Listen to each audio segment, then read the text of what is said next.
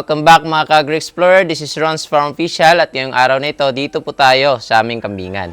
At sa makikita mo po dito sa aking harapan, nandito po yung aming male na breeder na kambing. At ang lahi po nito is Black Dappled Boer na galing pong Batangas. At napakaganda po ng kanyang tamanyo.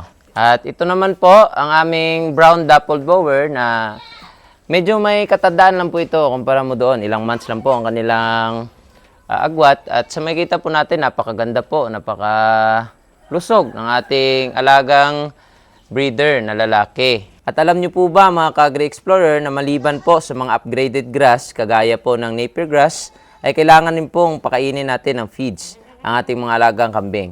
At ang amin pong pinagkakatiwalaan na feeds na ginagamit sa aming mga kambing ay ang SeedC Cattle Grower Feeds po para sa aming mga breeder na lalaki at para po sa mga grower po namin ng mga bisirong kambing.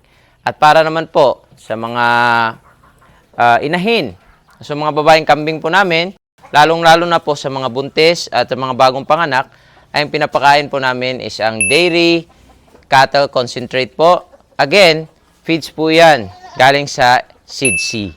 Nagpaparami po ng gatas na ating mga kambing at nagpapanatili pong quality ang gatas nila nang sa ganun maganda po ang paglaki ng ating mga alagang kambing.